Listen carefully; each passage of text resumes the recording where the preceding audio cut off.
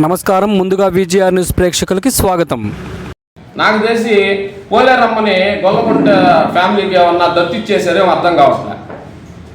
ఎందుకంటున్నానంటే ఆయనే 4 సార్లు 3 సార్లు ఆయనే చైర్మన్, ఆ ప్రభుత్వం వచ్చిన ఆయనే చైర్మన్, ఈ ప్రభుత్వం వచ్చినా ఆయనే చైర్మన్. అంటే తెలుగుదేశంలో నాయకులు లేరా, లేదా జనసేన ఉమ్మడి కూటమిలో నాయకులు లేరా? అంటే ఎందుకు లేరు నాయకులు? వాళ్ళకి ఎందుకు ఇట్లేదు? నువ్వు ఉంటేవి, మీ తమ్ముడు ఉండే, మీ కొడుకు ఉండే, మీరే 4 ఉంట్రి సప్రం మీద బయట. నేను చాలా జాతరలు చూసా. నేను ఎప్పుడు పోలేరమ్మ గుడికాడికి పోను, మా షాప్ కాడ కూర్చొని చూస్తా. ఏ రోజు నేను పోను. ఎందుకంటే ఆడ పోయి ఆ ఘోరాలు చూడలేవు.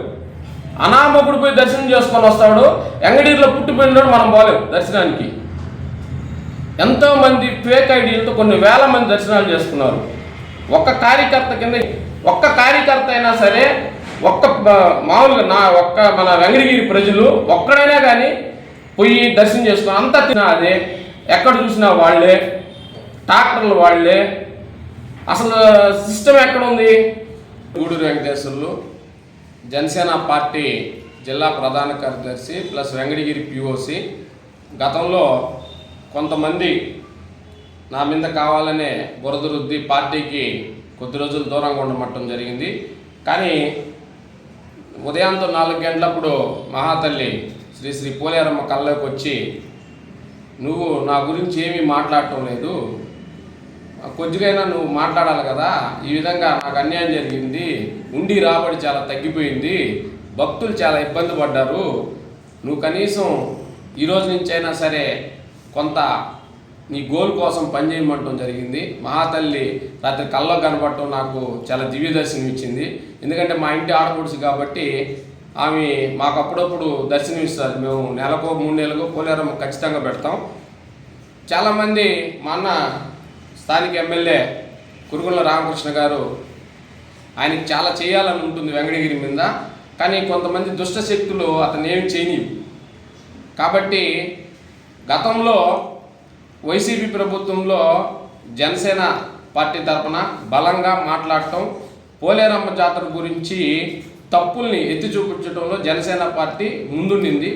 కానీ కొన్ని కారణాల వల్ల 1 సంవత్సరం తర్వాత ఇప్పుడు మా మీడియా మిత్రుల ముందుకు రావటం చాలా ఆనందంగా ఉంది.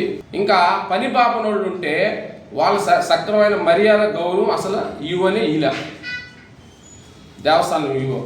మనం ఏదైనా గవర్నమెంట్ మారినప్పుడు సిస్టమ్ మారుతూ ఉంటుంది. ఒకటి ఎస్ఐ కావచ్చు, సిహెచ్ కావచ్చు, ఈఓ కావచ్చు, ఎవరైనా సరే డిపార్ట్మెంట్ మారుస్తారు. కానీ గత నుంచి ఈ శ్రీనివాసన్ రెడ్డి అనే ఈఓనే పనిచేస్తున్నాడు. మరి ఎందుకు పనిచేస్తున్నాడు అర్థం కావట్లేదు. మేము 2017-18 నుంచి పోలేరమ్మ లెక్కల జమా ఖర్చులు అడుగుతున్నాం. కనీసం ఇంత అయింది కూడా అని చెప్పట్లే. ఎవరికి ఎంత ఇస్తున్నారు అదేనంటే ఒక నోటీస్ పంపించి ఈ సెక్షన్ ప్రకారం మేము ఇవ్వకూడదు అని అంటున్నారు. మీరు భక్తులుగా సెక్షన్లు చెప్పేవాళ్ళు భక్తులు కాడ వసూలు చేస్తున్నారా? ఉండిలకి లేదు కదా. ఖర్చు ఇంత అయిందని చెప్పట్లే. 10 లక్షలు పాట ఖర్చు అన్నారు. మరి ఆ 10 లక్షలు ఎవరు పెట్టుకుంటున్నారు? దేవస్థానం నుంచి పెడుతున్నారా, లేకపోతే ఎమ్మెల్యే గారు పెడుతున్నారా? ఎవరు పెడుతున్నారో అర్థం కావట్లే. అంటే ఎక్కడ చూసినా గొడవలు. ఎప్పుడు పోలేరమ్మ నగిరి రాజా గారు అంటేనే పోలేరమ్మ, పోలేరమ్మ అంటే రాజా గారు. కనీసం నాకు తెలిసి రాజా గారి ముందు కనీసం ఒక 2-3 నిమిషాలైనా ఆమెను చూపిస్తారు. కానీ ఈసారి ఎక్కడా లేదు. ఇంకోటి ఏంటంటే చాట్ వేసేటప్పుడు ఇవన్నీ కూడా నేను చెప్పినట్టు కదా, భక్తులు నాకు మెసేజ్లో పెట్టినారు. చాట్ వేసేటప్పుడు 11 నుంచి 12 లోపల స్టార్ట్ వేయాల్సింది 12:05కో 12:01కో వేసారు చాట్. ఇప్పుడు మనకి ఒక సాంప్రదాయం ఉంది. ఆదివారం రోజు ఘటోత్సవం స్టార్ట్ అవుతుంది. ఘటోత్సవంలో ఎంగడీరు జాతర వైభవంగా జరుగుతుంది. కొన్ని లక్షల మంది భక్తులు వస్తారు. ఘటోత్సవం ఆదివారం జరుగుతుందని ఈవో ఎన్ని సంవత్సరాలు చేసి ఈవోకి తెలియదా? పోలీసు వ్యవస్థను ఉపయోగించుకోకుండా, ఘటంకి రోప్ పార్టీని పెట్టుకోకుండా యువకుల మీద పోలీసులు అత్యుత్సవంతో లాఠీ చార్జ్ చేశారు. కానీ మనం ఎస్పీ గారికి ధన్యవాదాలు చెప్పాలా. చాలా వరకు క్రైమ్ రేటు వెంకటగిరిలో తగ్గిందని చాలామంది చెప్తున్నారు. ఎందుకంటే తిరుపతి ఎస్పీ గారు పర్యవేక్షణలో డిఎస్పీ గారు కూడా బ్రహ్మాండంగా పనిచేశారు. కానీ జాతర అన్న తర్వాత కొన్ని జరుగుతాయి. కానీ ఎప్పుడూ లేని విధంగా 6 గంటలకంతా మన పెద్ద దేవాలయం కాడ ఉంటుంది. రథం. కానీ ఈసారి 7 గంటలకి పెద్దాల దగ్గర ఉన్నది రథం. ఎందుకంటే లేట్ అయిపోయింది, కరెంటు లేదు, దొంగలు బీభత్సం చేశారు. చాలామంది పోలీస్ స్టేషన్ వెళ్ళిపోయిన వాళ్ళు చాలామంది ఉన్నారు. ఎందుకు ఏం తలకాయ నొప్పి అని చెప్పి వందల మంది దర్శనాలు చేసుకుంటూ మళ్ళీ ఫేక్ ఐడి కార్డు సృష్టించుకొని అవి ఇటు జోబీలో పెట్టేసుకొని నేరుగా లోపలికి వెళ్ళిపోయేసి ఆటోలు కూడా ఇప్పుడు చూడండి, పోలీస్ డిపార్ట్మెంట్ నుంచి కొన్ని వందల మంది వేల మంది దర్శనాలు చేస్తున్నారు, వాళ్ళ ఫ్యామిలీస్ వాళ్ళు.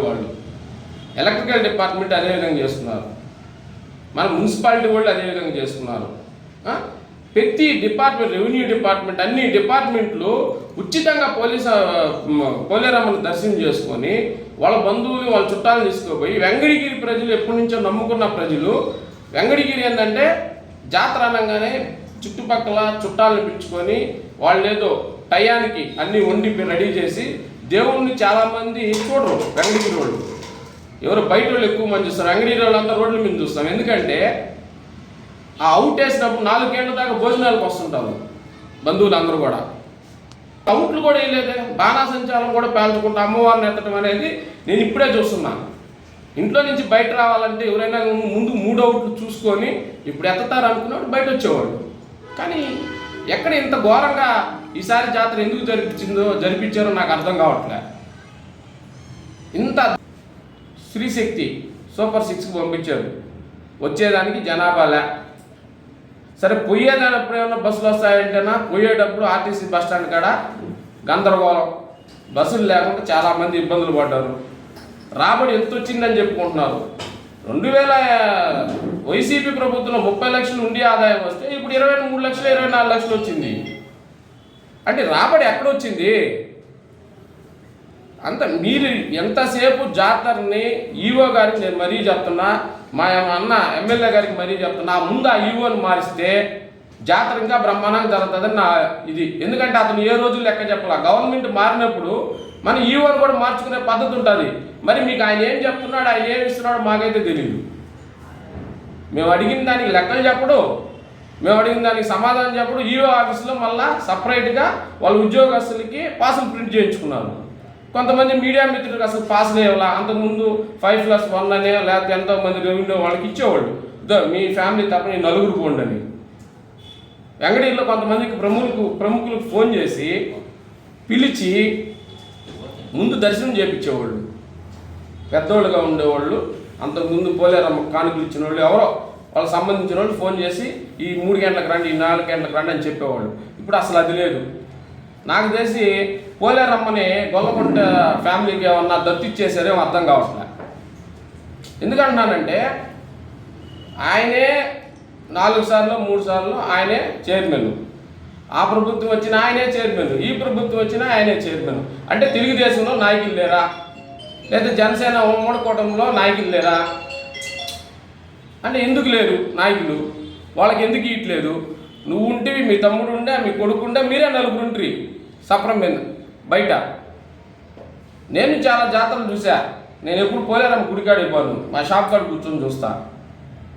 ఏ రోజు నేను పోను. ఎందుకంటే ఆడ పోయి ఆ ఘోరాలు చూడలేవు. అనామకుడు పోయి దర్శనం చేసుకొని వస్తాడు, వెంకటగిరిలో పుట్టిపోయినాడు, మనం పోలేము దర్శనానికి. ఎంతోమంది ఫేక్ ఐడీలతో కొన్ని వేల మంది దర్శనాలు చేసుకున్నారు.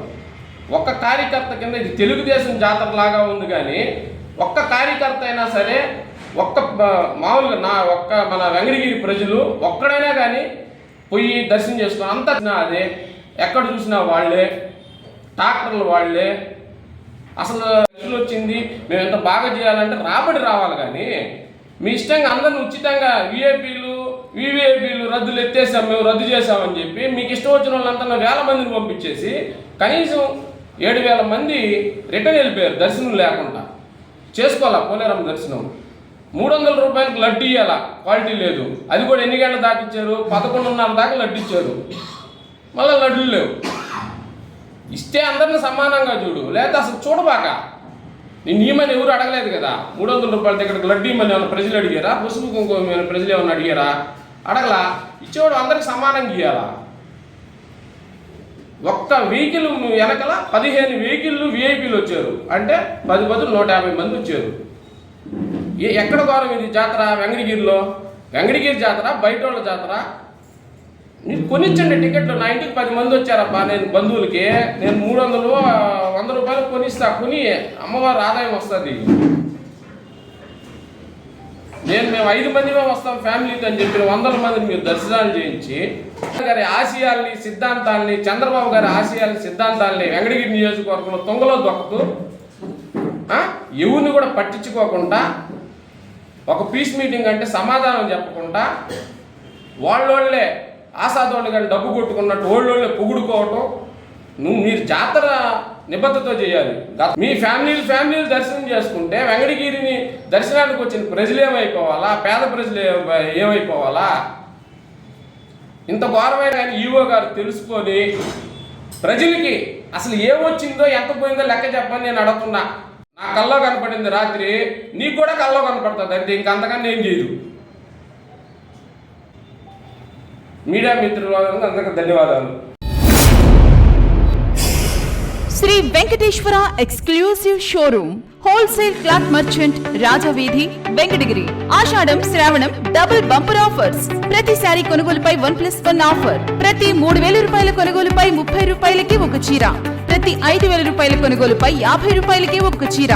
కంచి పట్టు చీరలు, వెంకటగిరి పట్టు చీరలు, ధర్మవరం పట్టు, ఇక్కత్ పట్టు, అన్ని రకాల పట్టు చీరలు మగ్గం ధరలకే ఎక్స్క్లూసివ్ గా అమ్మకం. Fancy, high fancy, designer, Banaras, silk, cotton, ikat, synthetic చీరలు, పెట్టుబడి చీరలు ఫ్యాక్టరీ ధరలకే అమ్మకం.